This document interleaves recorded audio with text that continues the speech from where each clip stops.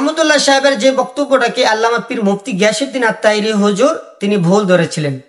আসলে আহমদুল্লাহ সাহেবের এই বক্তব্যটাকে আল্লামা পীর মুফতি গিয়াসউদ্দিন আত-তাহিরি হুজুর ভুল ধরে তিনাকে কোনো অসম্মানী করতে চানও নাই বা অসম্মানী করেনও নাই।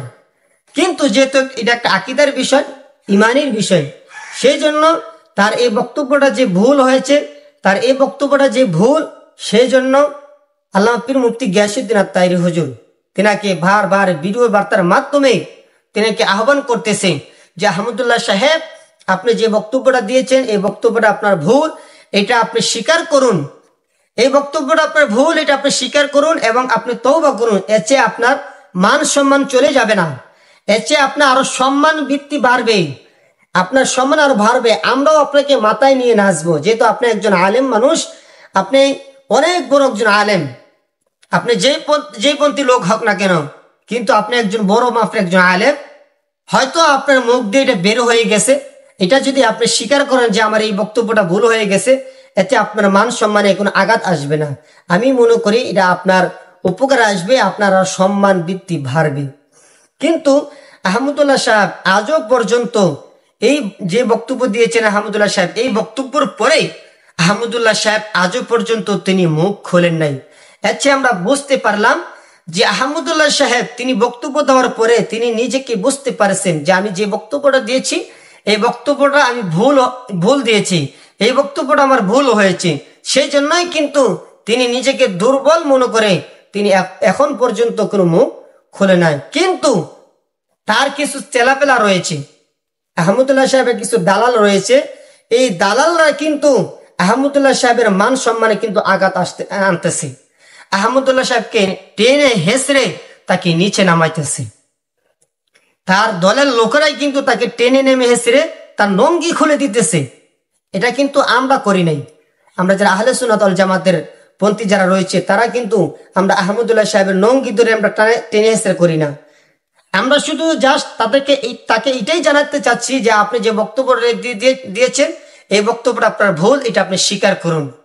কিন্তু তার যে পক্ষে যে দালালগুলো রয়েছে এই দালালরাই কিন্তু তার নঙ্গি ধরে টানাটানি শুরু করেছেন, এমন ভাবে টানাটানি শুরু করেছেন তার সম্মানের দিকে আঘাত আনতেছেন। আর ওই দালালের বিরুদ্ধে আল্লামা পীর মুফতি গিয়াসউদ্দিন আত-তাহিরি হুজুর তিনি কি হুঙ্কার দিয়েছিলেন আমরা শুনে আসি। মনে করতেছে আমি উনারে ভুল ধইরা বুঝি উনার বিরুদ্ধে গেছি, উনাকে উনার দলের লোকেরা ডুবাইতেছে। কথা কোন ঠিক কিনা? আমার বক্তব্য হয়তো সঠিক, এই জন্য উনি চুপ করে ঘরে বসে গেছে। কথা কোন ঠিক কিনা? আমার বক্তব্য হয়তো সঠিক, এই জন্য আহমদুল্লাহ সাহেব চুপ করে ঘরে বসে গেছে। যদি আমার দাবি মিথ্যা হইতো তাইলে উনি আইসা দলিল দিত, জবাব দিত। যেহেতু উনি চুপ করে বসে রয়েছে তাহলে বোঝা গেল উনি যে ভুল করছে এটা স্বীকার করছে, শরমে ঘর থেকে বাইরো না। এখন উনার পক্ষে যারা দালালি করতেছে ওরাই কিন্তু মাঠটারে গুলাট করতেছে। কথা কোন ঠিক না বেটে? একজন এসে বলতেছে এটা শায়েখ আহমদুল্লাহ সাহেবের কথা না, এটা হলো কথাটা হইলো ওই প্রশ্নকারীর কথা। একজন আগে কইতেছে এই কথা, আর একজন কইতেছে আহমদুল্লাহ সাহেব যেটা কইছে এটা ঠিক আছে, এটার পক্ষে আবার দলিলও দিতেছে।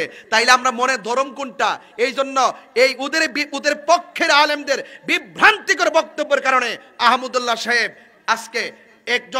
আজকে হয়তো মানুষ হিসেবে ভুল তো হইতেই পারে, একটা স্লিপ অফ টাং হোক আর গবেষণার ভুল হোক কইরা ফেলাইছে। আজকে উনারে কিন্তু উনার দলের লোকগুলো উনার পক্ষ অবলম্বন করতে যায়া অতিরঞ্জন কইরা অনেক সময় তার পক্ষে বলতেছে, অনেক সময় তার বিপক্ষে বলতেছে, বইলা কিন্তু মূলত উনার এই বরাক বাসটা দিতেছে। আহমদুল্লাহ সাহেবের উচিত তাড়াতাড়ি উনি ঘরের কোণা থেকে বাইরে আইসা তাড়াতাড়ি ভুল স্বীকার কইরা ক্ষমা চাক, আমরাই উনারে মাথা তুলে নাচবো। কথা ঠিক। আর সঙ্গীত বাইর করছে নাকি আমারে মাদার বাজার কইরা? আমি যদি আজকে লেখকে কালকে একটা সঙ্গীত গাই, হেরা থেকে 10 গুণ বেশি বাইরে লিবা আমারটা। কথা কোন ঠিক না?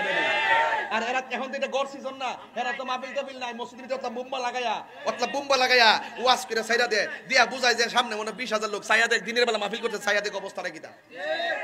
ওর মাহফিল নাই দিকে পাচ্ছে তাহিরি বাবার নামে যদি কিছু কিছু ভিউয়ার্স হইব বাবার নামে কইলে